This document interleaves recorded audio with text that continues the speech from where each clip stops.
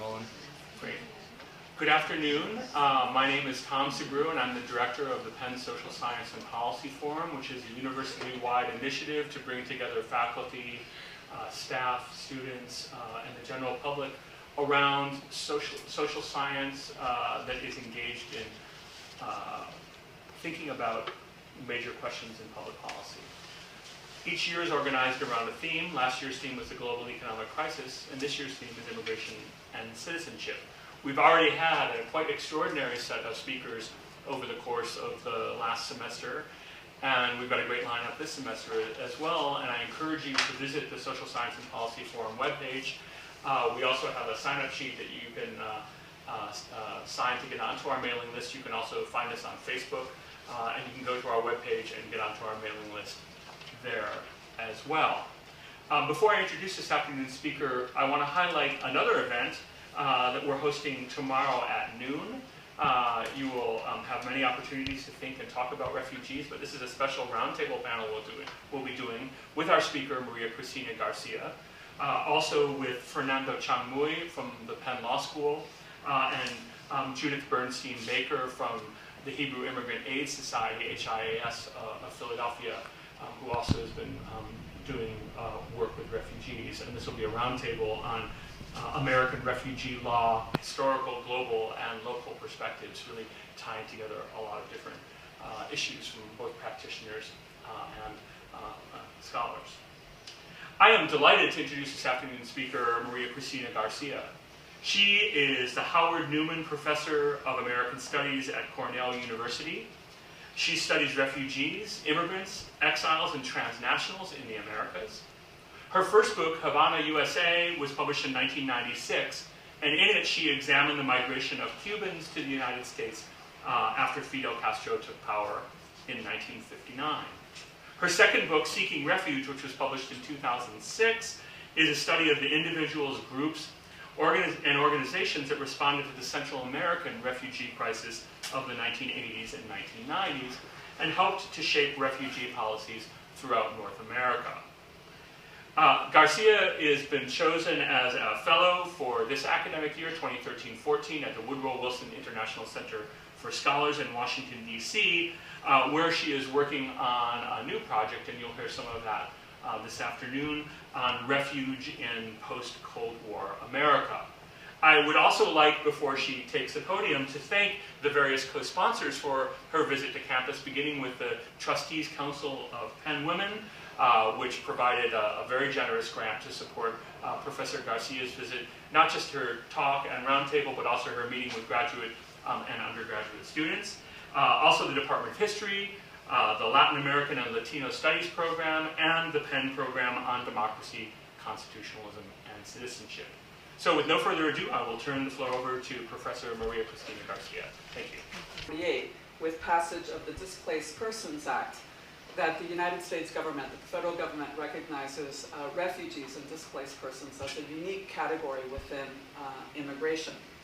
And between 1948 and 1956, in large part because of these two pieces of legislation that you see here on the screen, roughly 600,000 refugees, mostly from Southern and Eastern Europe, came to the United States as part of a plan to assist in Europe's post-war recovery. Most of these refugees would not have been admitted to the United States otherwise because of the restrictive national origins quotas that were in place essentially until 1965. As the Cold War evolved, the executive branch deemed it in the national interest to accommodate those displaced by the spread of communism. And the Attorney General used the parole authority granted to him by the 1952 Immigration and Naturalization Act to admit hundreds of thousands of refugees outside of the immigration quotas.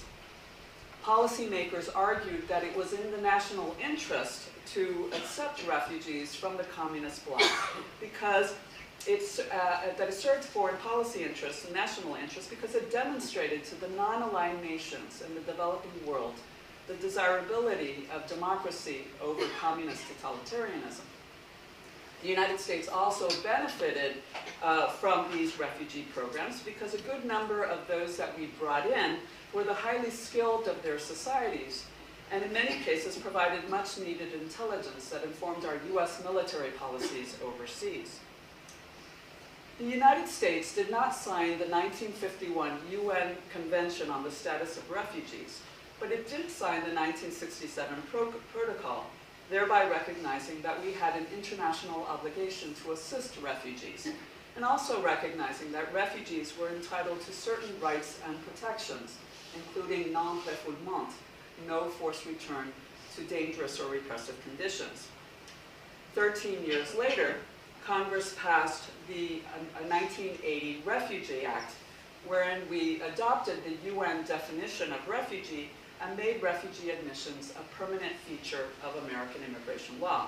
A refugee is now defined, as you see on the screen, as a person who, owing to a well-founded fear of persecution for reasons of race, religion, nationality, membership in a particular social group, or political opinion, is outside of one's country of nationality.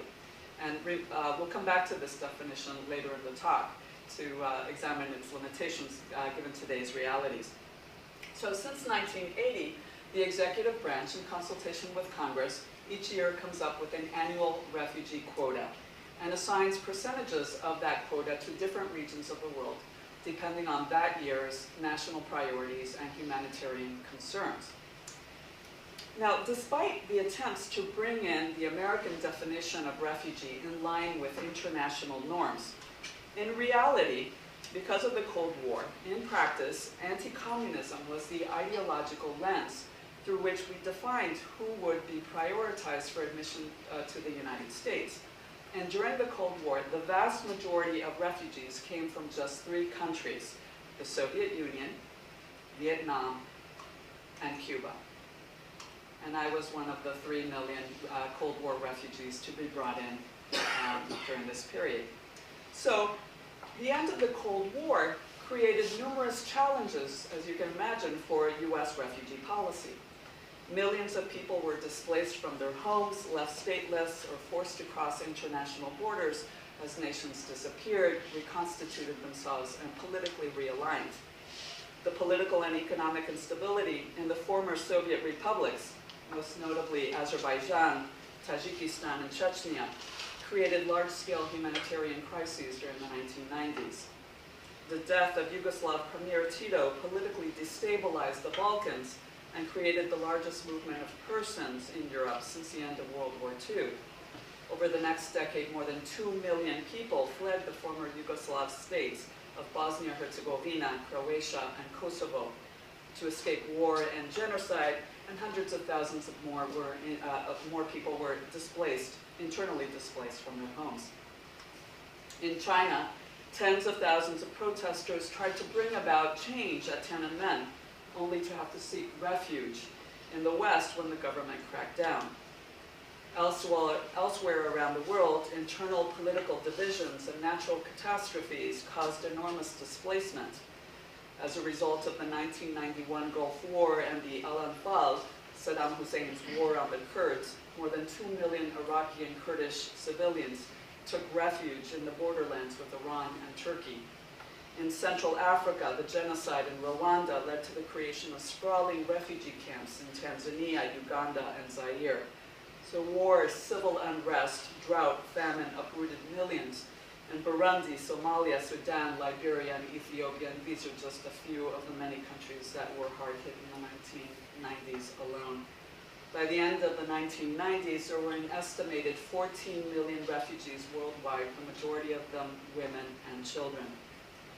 But during the first decade of the post-Cold War period, say from 1990 to 2000, the United States admitted 1 million refugees. But the Cold War continued to hover in the background, and roughly 90% of the slots during that decade went to the former Soviet Union, the Eastern Bloc, Southeast Asia, and Cuba. Since then, foreign policy interests have continued to influence how the refugee quota is carved up. But in the post-Cold War period, we see that domestic advocacy groups are playing a much more proactive role in shaping the contours of refugee policy. Let me give you just a few examples. In fiscal year 1990, the decision to give 50,000 of the 110,000 refugee slots to Soviet Jews and Pentecostals had as much to do with domestic policy as with foreign policy. Many of you, well, most of you were not born yet, but during the 1980s, President Ronald Reagan had railed at Mikhail Gorbachev to allow Pentecostals and Jews, the so-called refuseniks, to leave the Soviet Union, even making future trade with the United States contingent on improvements in Soviet immigration policy, the so-called Jackson-Vanik Amendment.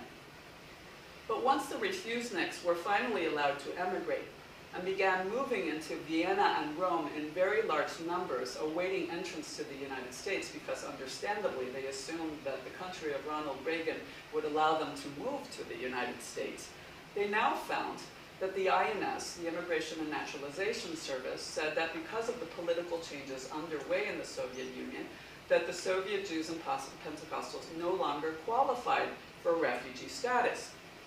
And it was the American Jewish and evangelical groups in this country reminding the Bush administration and later the Clinton administration of their obligation to accept those who had once been at the center of their foreign policy negotiations. It was these groups that made a difference. And as a result of their advocacy, they facilitated the entrance of some 358,444 former Soviets from 1990 to 1998 alone, before the Soviet, or the Russian quota dropped to 194 in the year 1999. So in the post-Cold War period, those groups that have had powerful advocates to represent their interests before Congress and to shape public opinion are much more successful in prying open the door to the United States. Let me give you a few other examples. In 1990, George Herbert Walker Bush, just recently having vetoed the Emergency Chinese Immigration Act, finally bowed to domestic pressure and issued a presidential directive that allowed up to 80,000 Chinese to remain in the United States.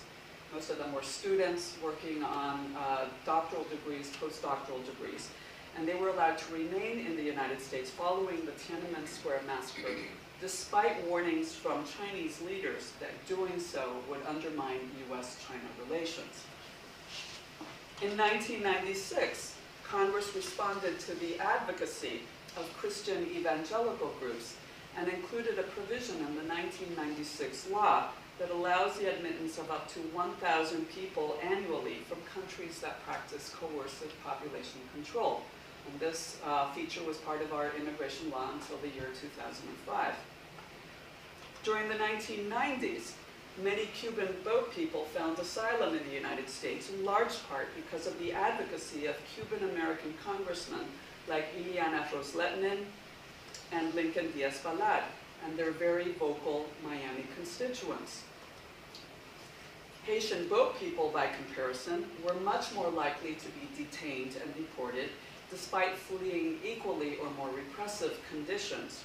And this lack of equity did not change until the Congressional Black Caucus, and most notably Charles Rangel of New York, took up their cause and forged a much more humane response from Congress in the form of the Haitian Refugee Fairness Act of 1998. Between 1990 and 2000, the refugee quota for Africa increased from 3,500 to 18,000, in part because of the criticism that American actions, or non-actions as the case may be, in Somalia and Rwanda generated, but also because of the considerable pressure that the Congressional Black Caucus put on the Clinton administration to expand the quota. And then finally, the Nicaraguan Adjustment and Central American Relief Act of 1997 allowed hundreds of thousands of Central Americans, asylum seekers, to remain in the United States. And this was the culmination of almost 2 decades of intensive lobbying by an unlikely coalition of people from the political left and right. So these are just a few examples of how individuals and domestic groups have shaped the contours of refugee policy in the post-Cold War period. Now, in the late 1990s, the United States began revamping its refugee policy in light of 3 new developments. as you see here on the screen. It was first the terrorist attacks on US soil. Second, the enormous number of people who were asking for asylum at a US port of entry and the backlog that this was creating. And then finally, the mass flight of millions of people who did not meet the strict definition of refugee, but were fleeing refugee-like conditions and were in need of some type of protection. And so the most important policy changes of the post-Cold War period were drafted to respond to these three concerns. Let's look at the first. The 1993 World Trade Center bombing dramatically highlighted the limitations, the weaknesses of our asylum policy. Before as background information, you should know that unlike refugees who are identified for resettlement in the United States while abroad, they are identified by the UNHCR, the United Nations High Commissioner for Refugees, the International Organization for Migration, and other non-governmental organizations. They work with US officials to identify refugees and to resettle them in the United States. So unlike refugees, asylum seekers ask for protection at a US port of entry, say an embassy or a consulate, at Dulles Airport or JFK, at the US-Canada or the US-Mexico border. And historically, a percentage of the refugee quota has always been reserved for people who petition for asylum at a port of entry. During the early Cold War period, applications for asylum rarely topped 75,000 in a given year.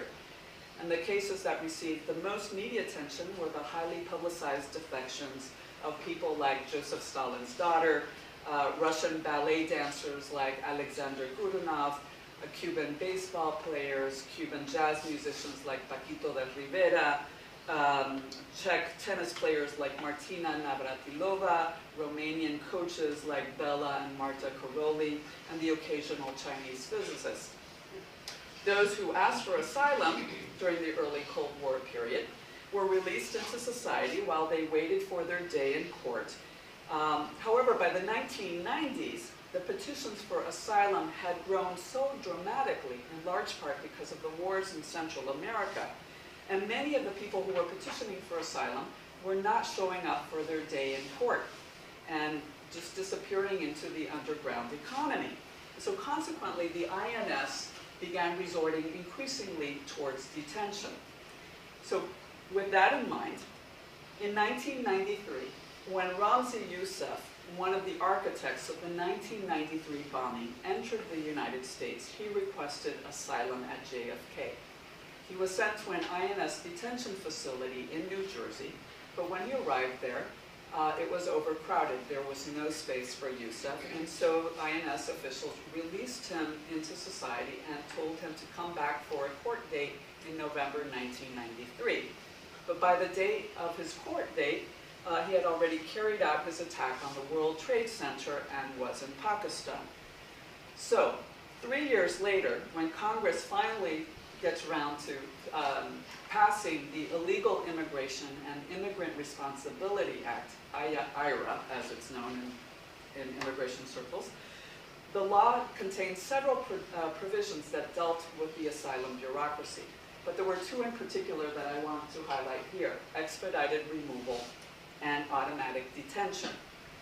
The law has given an immigration officer at a port of entry enormous authority to decide on the spot if an asylum seeker has a credible fear, and thus a claim that should be evaluated by an asylum officer and eventually an immigration judge. And these are some of the questions that are asked.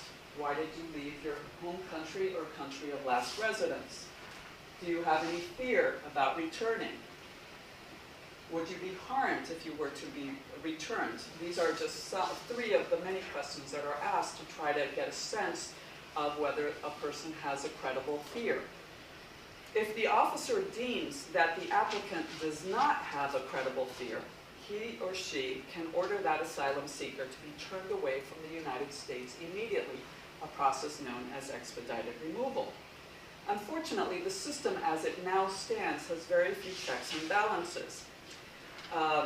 People who ask for asylum are usually traumatized in some way and have a hard time responding to people in uniform. In many cases, it's people in uniform who have inflicted most of the trauma that they are fleeing. And so they may not respond well to people who are asking them questions, who are dressed in uniform. Our immigration officers receive training, very specialized training in country conditions and in cultural sensitivity, but they are human. And they may be very quick to respond to the lack of eye contact, the shifting around in the seat. They may misinterpret body language as an intent to deceive. And if they misinterpret that, those bodily cues, then that person might be placed on the next plane back to his or her homeland.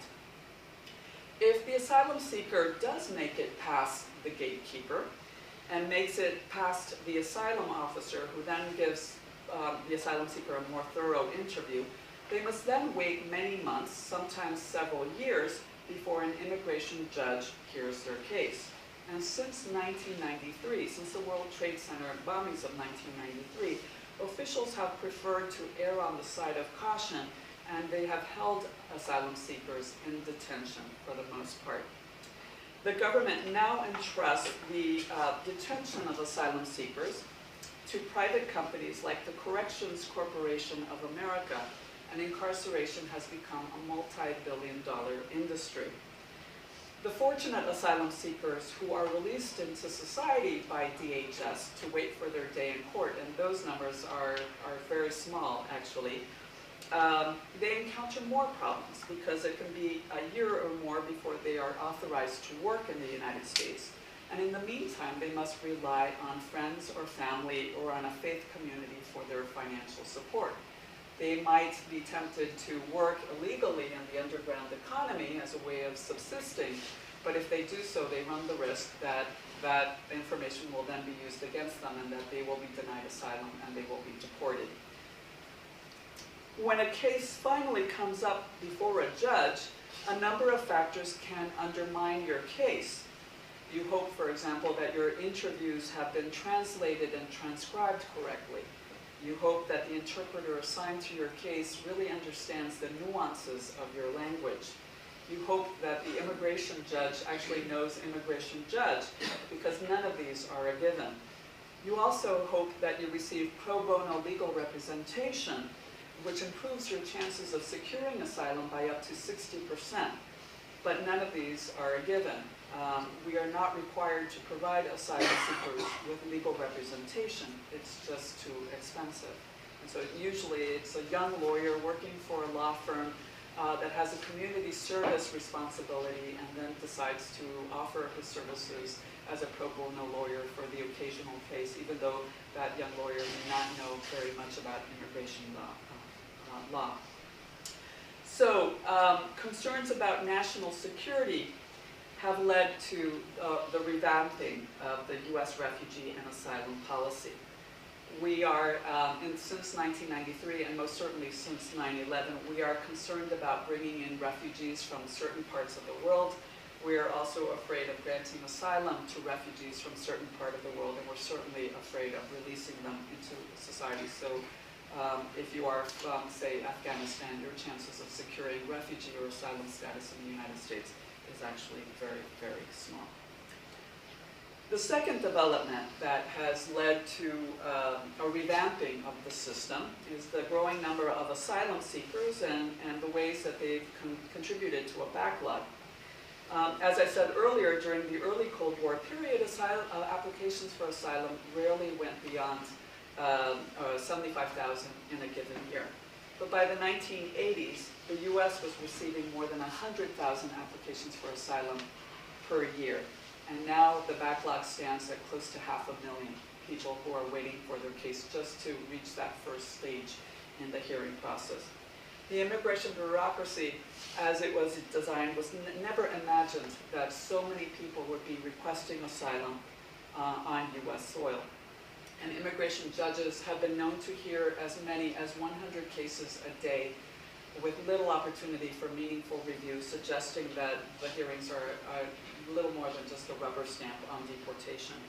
Our immigration bureaucracy is understaffed, and judicial seats remain vacant largely because of politics. The third development that has affected U.S. refugee policy in the post-Cold War period and post-9/11 period are the growing number of asylum seekers who do not meet the strict definition of refugee, but are in need of some type of protection. According to the 1980 Refugee Act, a refugee or an asylum seeker generally has to prove that he or she has been singled out for persecution. But ironically, the same year that we passed the Refugee Act in 1980, of that year, officials from the United Nations admitted that their definition of refugee no longer met the realities of today's world. Most people flee not just because they have been individually persecuted, although there are many that flee for those reasons, but they are fleeing a generalized climate of violence. And for that reason, there are several regional conventions, for example, the Organization of African Unity, the Cartagena Declaration of 1984, that have much more realistic definitions of what drives people to leave their communities and to cross borders into neighboring countries. Over the past 2 decades, judicial court decisions have increasingly recognized that a pattern of torment directed at people similarly situated to you, the petitioner, may constitute a well-founded fear. That's a new development in the post-Cold War period. And this has allowed people to receive asylum and protection in the United States that would never have been considered during the Cold War. We see now, for example, that gays and lesbians have been able to receive protection in the United States, that girls and women who are at risk for genital cutting, for rape, for honor killings, that they've been able to secure asylum when they are able to prove that, that men and women similarly situated to them have experienced violence because of their sexuality, their gender, their political advocacy. So the courts have been much more generous than in the past in interpreting what constitutes a well-founded fear of persecution. Congress has also provided some opportunities for people fleeing refugee-like conditions through a status known as TPS, Temporary Protected Status, which was a feature of the 1990 Immigration Act. TPS allows people who are in the United States to remain here if there has been an environmental disaster, armed conflict in their country, and it's unsafe for them to return. And so they are allowed to stay and work in the United States until the State Department rules that it is safe for them to return. And at present, there are nationals from these 8 countries are allowed to stay and work in the United States until the State Department says that it's safe to return. The problem with this status, however, it sounds generous in theory, and it is a very generous program, but it carries with it the possibility that you will have within the United States a population that is both within the nation and outside of it. For example, people from Honduras, Nicaragua, and El Salvador, many of them have been here in the United States under TPS for over a decade, with no opportunity of securing citizenship. They are allowed to stay here and work here, but they cannot aspire to citizenship. And this is, so it raises the possibility of having within our borders a very large population that is both part of the nation and yet outside of it, with no chance of being full integrated citizens in U.S. society.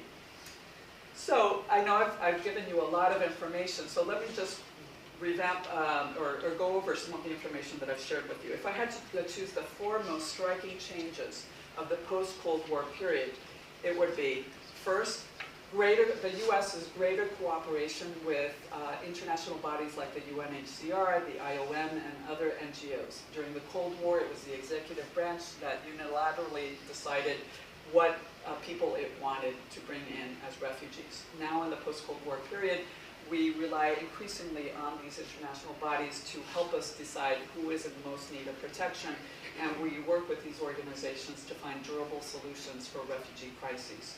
We support the UN policy to keep refugees as close to their homelands as possible so that when conditions in their countries change, they are able to move back to their homeland and be reintegrated. And so we're working with the UN, with the UNHCR increasingly on these issues. The second major change in U.S. policy is the expanded importance of domestic advocacy groups, individuals and groups within the United States who are playing a very important role in deciding who we should prioritize for admission to the United States. Third, the greater number of asylum seekers and the backlog that they have created. And then finally, the role of the judicial courts in interpreting the well-founded fear clause and granting admissions to people who would never have been admitted during the Cold War. And so consequently, post-Cold War refugees and asylum seekers have received protection on a much wider range of religious, political, social, and gender-related grounds. But there are many challenges that face our refugee and asylum system. And let me just mention 5 of the challenges that we face. Climate refugees. According to the UN, by the year 2050, there will be over 200 million people displaced as a result of climate change, environmental disaster. Environmental change leads to political destabilization and political conflict. Political conflict and destabilization creates refugees. This is certainly a problem, a challenge that we in the United States will have to deal with, but not just us, the international community will have to deal with the issue of climate refugees that become political refugees. Child soldiers.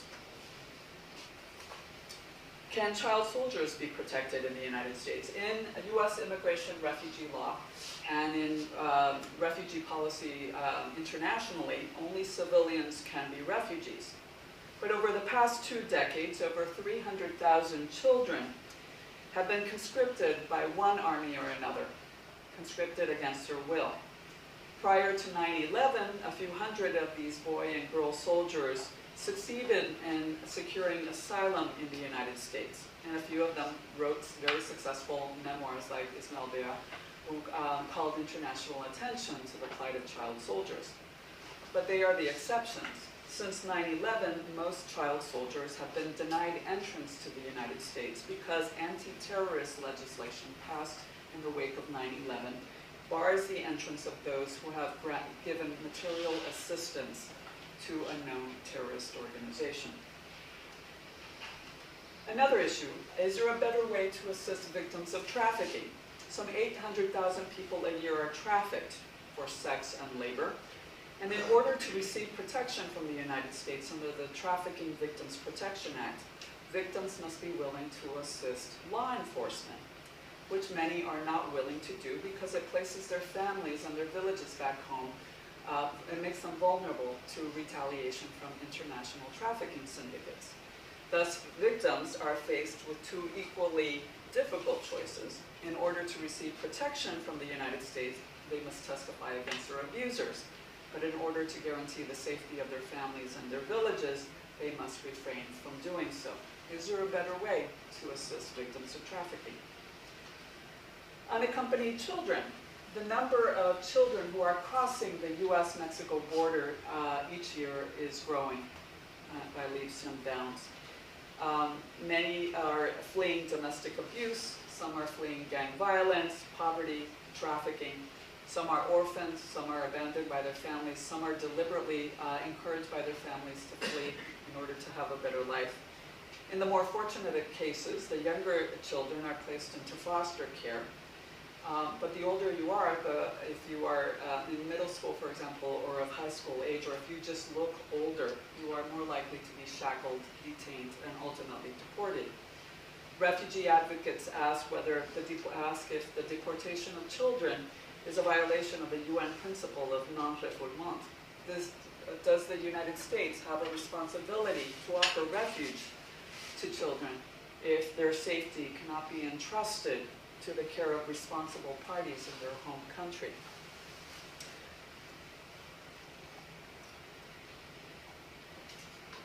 Is there a more humane alternative to detention? Since the terrorist attacks on US soil, reconciling our humanitarian obligations with our concerns for national security has become an even more difficult challenge. The asylum bureaucracy is understandably nervous about releasing into society another terrorist that will cause us harm.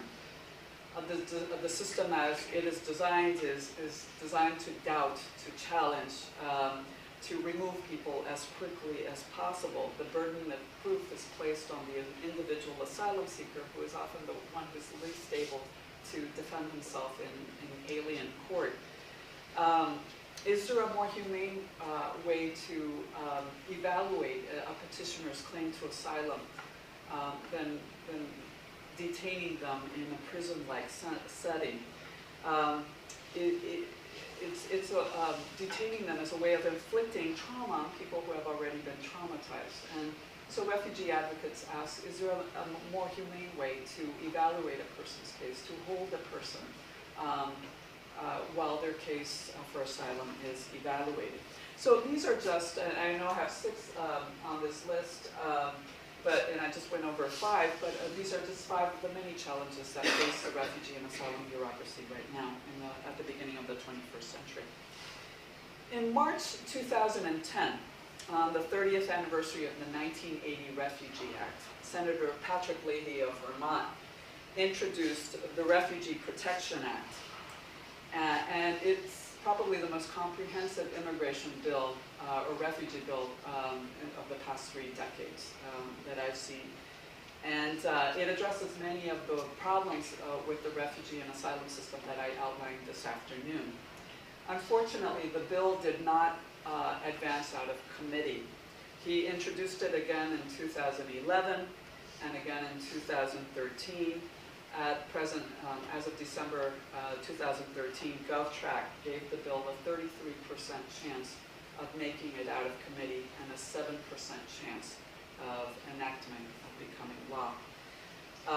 The bill, as you see here, these are just some of the features of the bill. It eliminates the 1-year requirement, the requirement that asylum seekers file for a petition for asylum within 1 year of their arrival.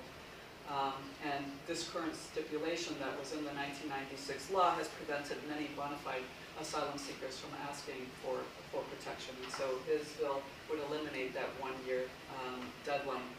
It has reformed expedited removal, or it would reform expedited removal by granting asylum seekers not just 1 interview by a gatekeeper, but 2 interviews, so that there are more checks and balances on the system. It provides alternatives to detention, such as releasing asylum seekers to private, non-profit voluntary agencies. These are just some of the many reforms that it would offer to the asylum bureaucracy. So, but as I said, it has, according to GovTrack, a 7% chance of becoming law.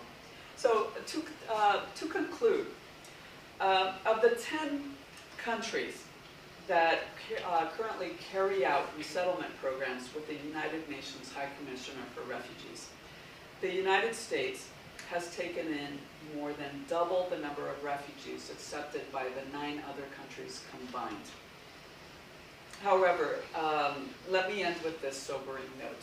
As generous as our policy has been, and I can speak to that generosity, I am a beneficiary of that generosity, the refugees and the asylees that the United States accepts are just a drop in the bucket. They are a tiny percentage of the people around the world who are in need of some type of humanitarian assistance. Fewer than 1% of the world's refugees are ever resettled to 3rd countries. It's the areas that border countries of conflict and environmental disaster that always bear the real burden of assisting the world's displaced populations. As I said earlier, the United States generally supports the UN policy of settling refugees as close to their homeland as possible so that they can be repatriated more easily once conditions in their country change. But many refugee camps that have emerged in neighboring countries have been in existence for decades. In fact, over half of the 20 million refugees in the world today have lived in these so-called temporary settlements for a decade or more. And and some of these settlements are larger than the city of Washington, D.C. Except that the residents have very little chance of practicing their professions, of running businesses, of owning property. Education and medical care are rudimentary at best. And they have lived in those circumstances. And this is a slide of a refugee camp of Syrian refugees, which, as you know, is one of the current humanitarian crises that the international community is trying to respond to or address. But many of us were generally removed from areas of crisis, and we're suffering from what Senator Ellen Simpson once called compassion fatigue, and so we're generally ignorant of these 20 million and their predicament because they're out of sight, so consequently out of mind. Thank you for your attention, and I welcome your comments and suggestions. Thank you.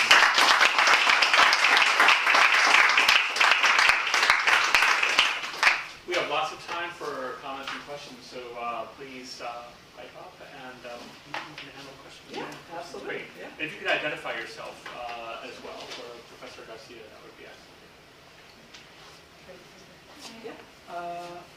Well, her hand went up first, and then I'll get to you, Blair. Thanks. Hi, my name is Samantha Kelly. I'm a PhD student at the University of Delaware, actually, but I live in Philly, and I study forced migration. And I was wondering if you could speak to some of the conditions that are in immigrant detention facilities here in the United States, stateside, particularly any human rights violations. And for me, I study gender, so I'm interested in, women. Thank you for your question. Yeah. Actually, finding out how many people are currently held in detention is really, it's information that's very hard to get at. I don't know if you've been able to come across any statistics, but my contact with DHS has not been fruitful, so I really don't know how many people are actually being held in detention. I teach several courses on immigration at Cornell, and as part of one of those classes, I take my students to one detention facility in New York, which is considered the premier facility. And it's been interesting to see how over the years the facility has become increasingly turned over to the private sector. And with that, a very, very different mood. It's become a very, very different beast. And when I first started taking my students, say 5 years ago, the facility was entirely occupied by people who were appealing their cases or waiting to meet with their lawyers. And some were asylum seekers, some were there on different immigration charges, and they were awaiting, they were in limbo, basically, trying to figure out what was going to happen to them. Now, that facility, which is one of the premier facilities, it's the place where whenever we have international delegations that want to study our detention system, they tend to visit this facility in New York. And but now most of the population is a criminal population. So you have immigrant violations, you have asylum seekers thrown in with criminal population, and they try to keep the populations separated and they have uniforms in different colors to designate, who are the immigrant violators and who are the more serious hardcore felons. But it's very much a prison setting. And there's a library, there's technically a law library where immigrant detainees can go and consult the law, but all the sources are in English, so if you don't speak English, you can't really make use of that law library. But the goal of the immigration detention system is to get people out of the country as quickly as possible. And so, as you know, immigrant detainees are moved around with regularity from facility to facility, making it impossible that they will find a pro bono lawyer and be able to maintain contact with that pro bono lawyer. And so they're moved around from facility to facility and ultimately deported very quickly. Thank you. Thank you. Blair, your hand was up. I was wondering if you could talk a little bit more about the temporary protector status. TPS? Yeah. And if you had any idea of how many people fall under that status, or if there's information about I wish I had got the statistics with me, so I can't tell you what the numbers are. There are very specific guidelines. It's not automatic. For example, if you're from Nicaragua, Honduras, it's not automatic that you will qualify for TPS. You have to have arrived in the country at before a certain date. You have to meet certain qualifications. You can't have any traffic violations. For example, you can't be on the books for any kind of criminal activity. I mean, there are all kinds of standards that you have to meet in order to qualify for temporary protected status. And then your case is evaluated. It varies from group to group, from national group to national group. But usually every 18 months or so, your status is reevaluated. Is that correct, Dominic? Every 18 months or so, your status is reevaluated by the State Department. And then once the State Department decides that it's safe for you to return to your country, you're supposed to report to leave. And you have to, and at that time, some people might be able to, if they have a good immigration lawyer, to normalize their status so that they can stay in the United States. But in most cases, you are supposed to report to return back to your country. And I wish I had more, I had statistics with me, but I didn't really that with me, so. But I'm happy to, if you have my card, so contact me, I'll be glad to direct you to some sources. So, I wanted to see if we can elaborate more of it seems there are two parts, the refugees and the asylum seekers, and it seems that the asylum seekers now keep growing or something. To what extent is because we're not really affecting the refugee definition, and how is that interaction? Do you see there's some interaction there with the number of asylum seekers? Is it growing because we're not really affecting the refugee definition? Well, it's interesting. The asylum seekers, there are two ways to be an asylum seeker. And there's what they call affirmative asylum, someone who shows up at a port of entry and within, either at the port of entry or within a year says, I want to ask for asylum. And then there are those who use the asylum system defensively, and they don't come forward and ask for asylum until they are stopped and apprehended by law enforcement, and then automatically it kicks in that they are in the country without papers. And then at that moment, they might be advised to ask for asylum if they have a case to ask for asylum. You know, some people who use the asylum system defensively do not have bona fide cases for asylum. They're using it as a defensive strategy to kind of stop the clock and see if they can stay in the United States longer. And that has also created to the backlog. So there are the affirmative asylum seekers and those who use it defensively as a way to prevent deportation. So yes, to get back to your question, you have refugees who are, the refugees that we admit to the United States are determined by largely by the executive branches, by the State Department. It's those who are of humanitarian interest to the U.S. And then you have the asylum seekers who, and many of our asylum seekers are from the Americas, and so it's easier to cross the border into the United States or to travel by air to the United States and ask for protection that way. So there's a disproportionate representation of asylum seekers that come from the Americas, and the refugees tend to come from other areas of the world. And I think one of the reasons why we're seeing more and more asylum seekers, well, I think there are two reasons. In some cases because their countries have not been prioritized under the refugee determination system.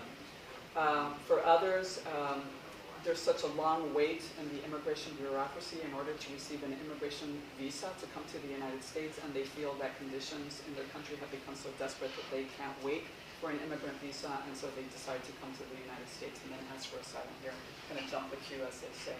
And I think all those features together have contributed to the growing number of asylum seekers. But as I said earlier in the talk, up until 2005, we used to reserve a portion of the refugee quota specifically for asylum seekers. We don't do that anymore because we have so many asylum seekers. And so now, whoever we admit as asylum, as asylees, are automatically applied towards the refugee quota. And so we're seeing, well, we haven't gotten to that point, but it could very well happen that we will have more asylees than refugees. It could theoretically happen.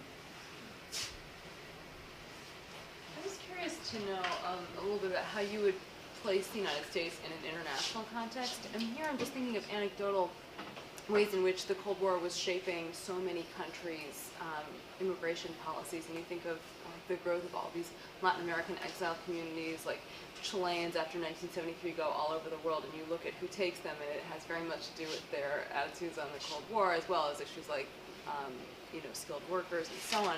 But the Cold War was conditioning so many countries' policies, it seems. And I wonder if you see the United States as sort of part of a broader story of if there is a similar transformation taking place in other countries, or if it's a notable difference here. Thanks, that's a great question. I think 9/11 was the game changer. I think before 9/11, we saw here in U.S. refugee and asylum policy the influence of Canada to a certain extent. For example, I think the Canadians have always had a much more liberal refugee and asylum policy than the United States, and certainly on gender issues. I think Canada was way ahead of the game. They were considering gender-based claims for asylum before the United States, and I think the Canadians had a very positive influence on the U.S. in that regard. Since 9/11, I think because of these so-called smart border initiatives with Canada, I think I see a retrenchment, at least in U.S.-Canadian relations, and I see the influence that 9/11 has also had on the European Union. I think with the European Union, I think even Australia, but certainly Canada, like the United States, there has been a tightening of its border and trying to work together to prevent access to certain countries and to detain more effectively. I'll give you an example. The safe third country agreements. The United States negotiated a safe third country agreement with Canada, and there are similar agreements in the European Union, which now state that whatever country you step in first, or arrive in first, where you can file for asylum, that's where you're supposed to file for asylum. So let's say that you are on your way to Canada, but your plane happens to stop in JFK. According to these safe third country agreements, you're supposed to ask for asylum in the United States.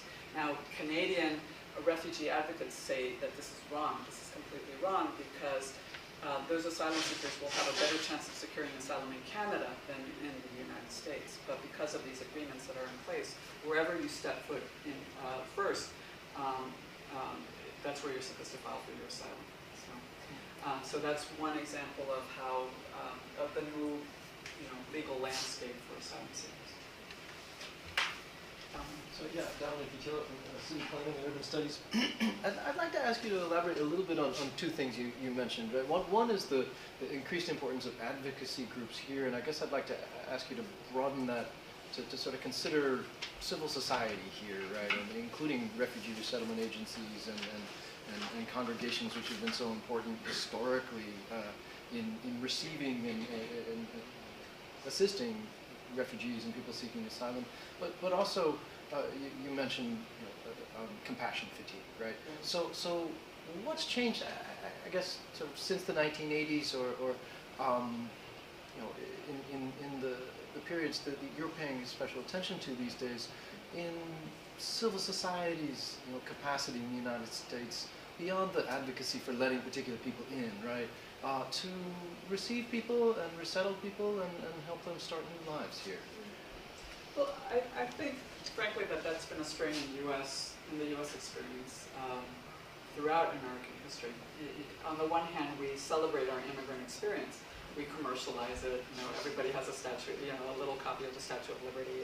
We like to talk. We have folk life festivals. We like to celebrate our immigrant and ethnic origins, and that's such a critical aspect of our national identity, and immigration is so critical to the national narrative.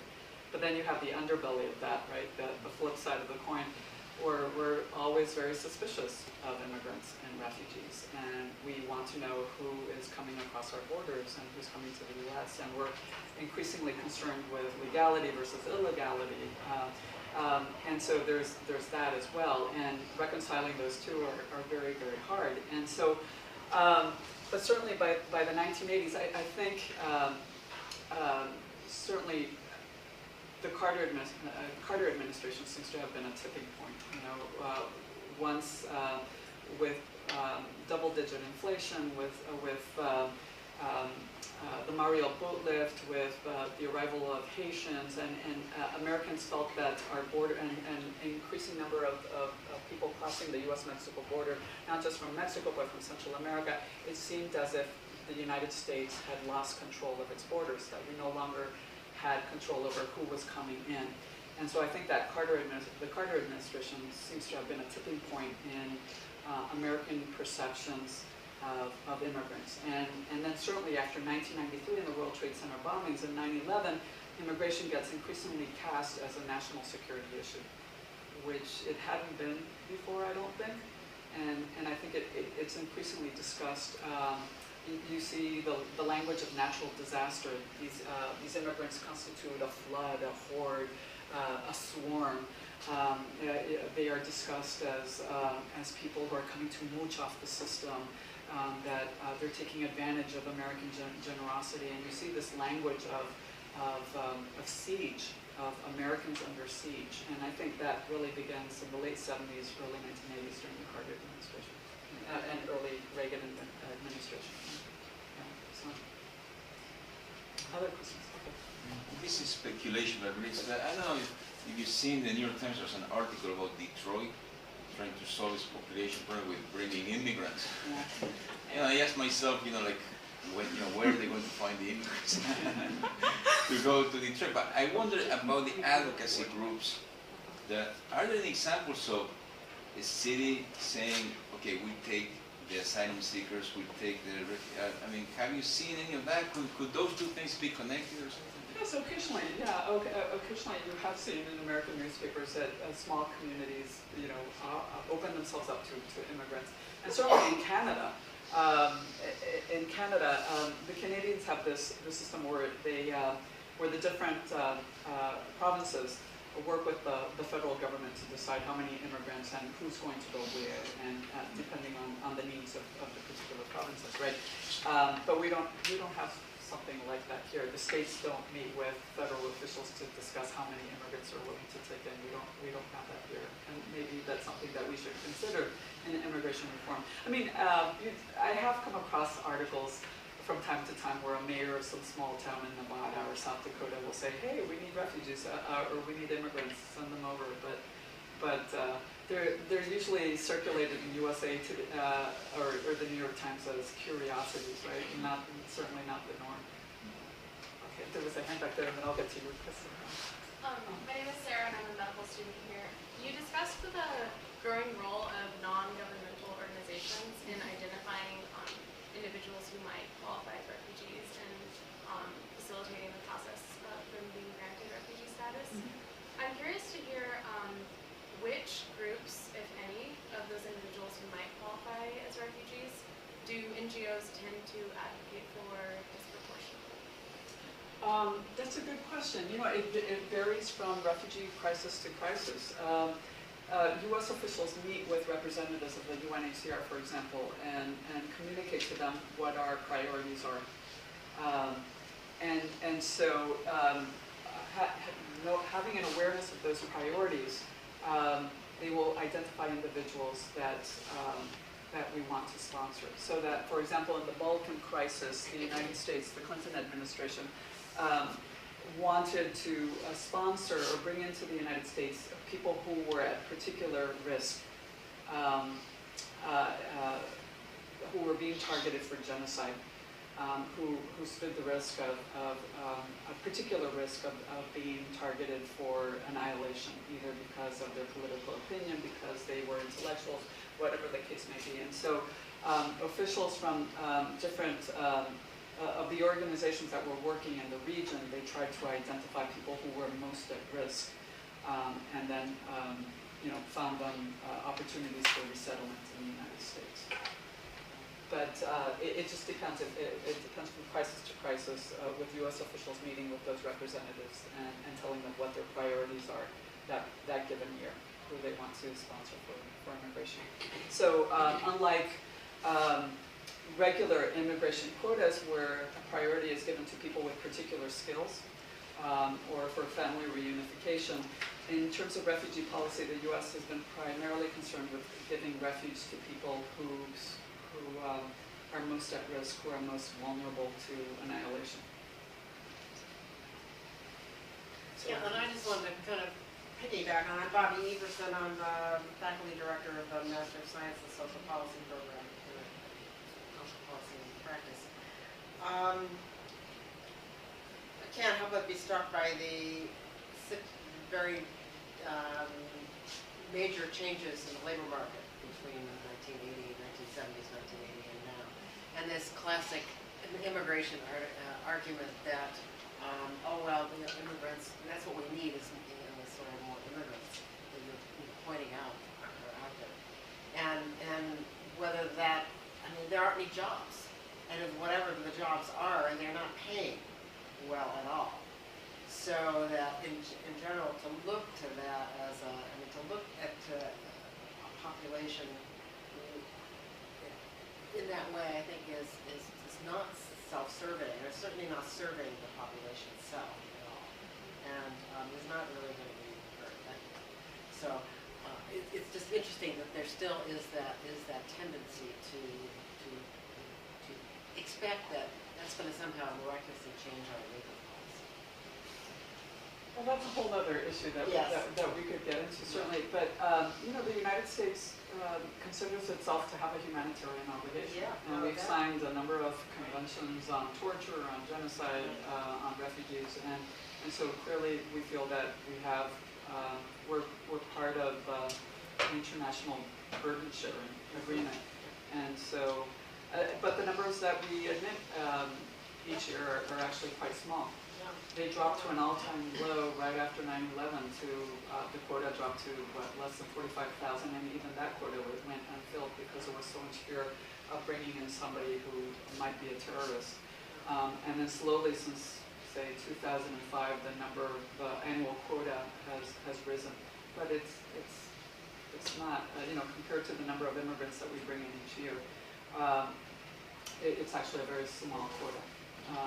There are some immigrant advocates that feel that we should do away with the refugee quota altogether because there's such a thin line between economic and political motivations for migration. When people cross a border because they can't feed their family, that act of crossing a border is a political statement, they argue. And so these categories are arbitrary. It's very neat to say that these people that their migration is politically generated and this one is economically generated, and they would say that it's a very, very thin line between the two. And that's an interesting philosophical discussion, political discussion as well, that perhaps as we consider revamping the whole immigration bureaucracy, we should engage in. But anyway, that's an idea that's been floating around for some time. Personally, I would hate to see the idea of abandoning a refugee policy, an asylum policy.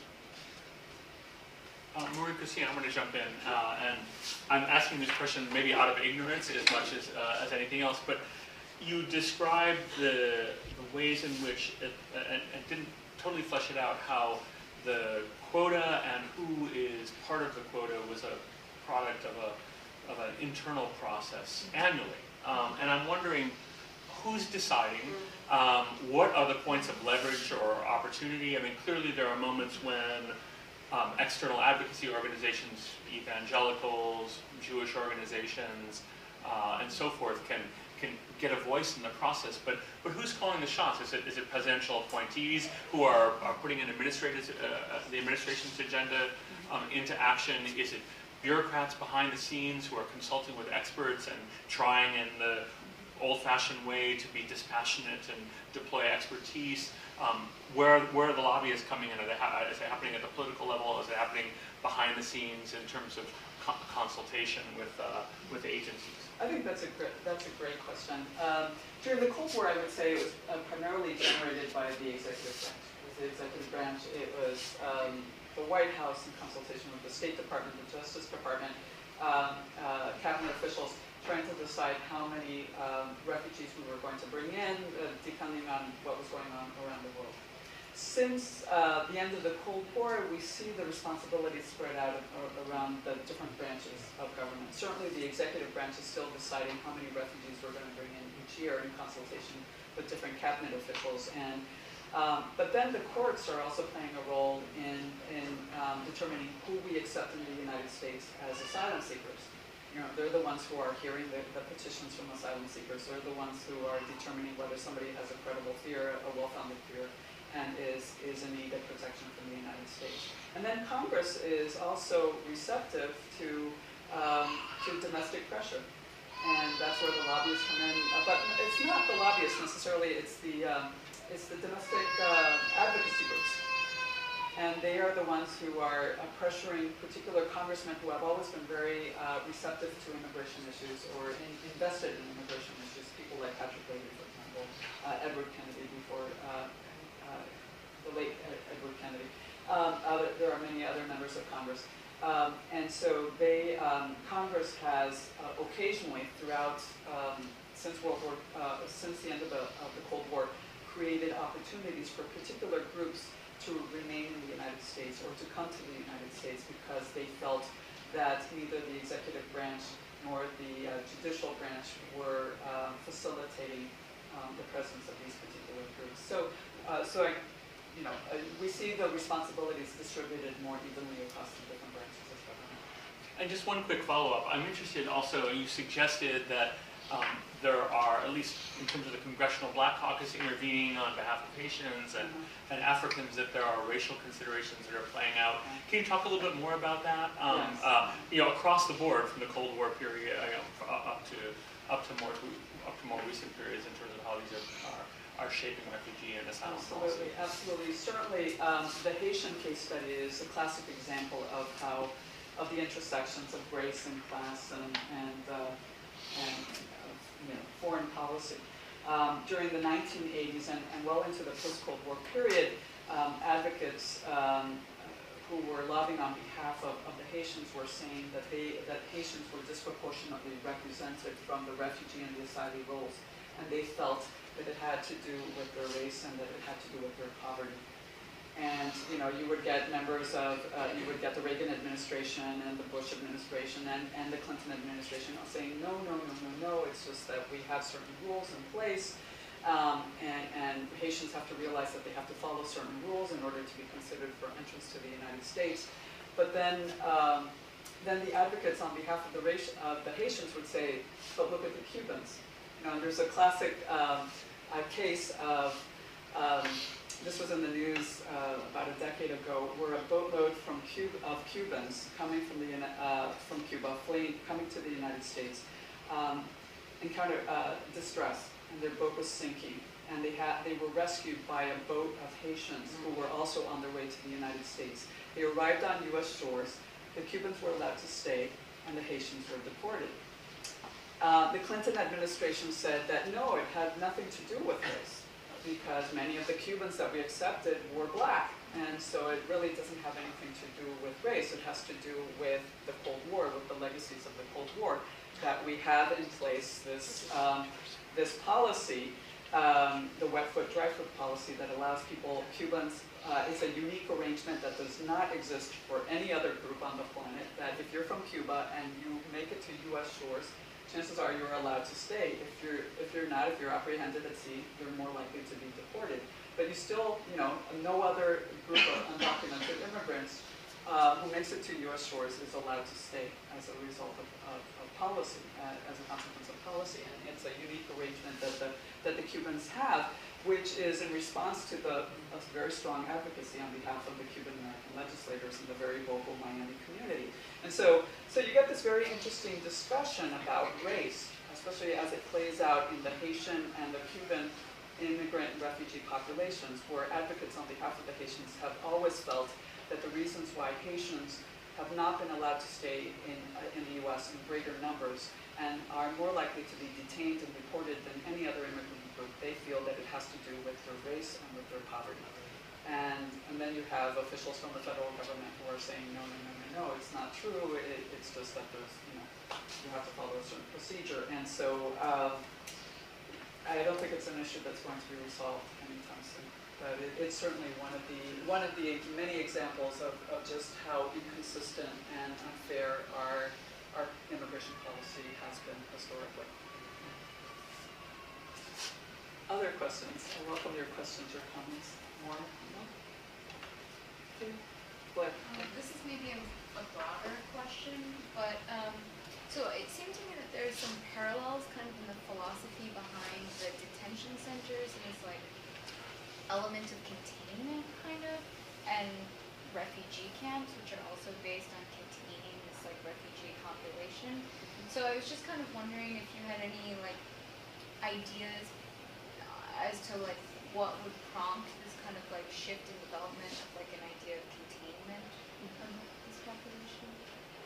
That's a good question. You know, I think it beginning in the 1970s across the U.S. and at all levels, we see growing concern with law and order and with containing lawbreakers. You know, it's interesting, if I might digress a bit. During the 1980s, during the Central American refugee crisis, the UN contacted the U.S. and asked if the U.S. was interested in creating a refugee camp on the U.S.-Mexico border for all the Salvadorans and the Guatemalans who were coming to the U.S. And the Reagan administration was terribly offended by this request, as you can imagine, a refugee camp on U.S. soil. And of course, nothing came of it. It's just something that I came across when I was a memo that I came across when I was working at the Reagan Library in Simi Valley. And yet, so we said no to a refugee camp because we found the idea offensive that in the United States of America that there would be a refugee camp. And yet, you know, we see the beginnings of increased detention and incarceration and deportation of not just asylum seekers, but immigration violators. And just we see greater incarceration across the board, period. I mean, we have an enormous percentage of our population is living behind bars, which is not something that you can say for, you know, that other nations can't claim. It's a growing problem in the U.S. Other questions or comments, suggestions? No? Okay, well, thank you. Oh, Yeah. One other question. Okay. Go for it. That you know that maybe are doing things better? That are doing things better? I still think the Canadians have a very interesting response to immigration, to refugees and to asylees. As I know that many Canadian refugee advocates would disagree with me. They feel that that Canada has abandoned a lot of the principles that once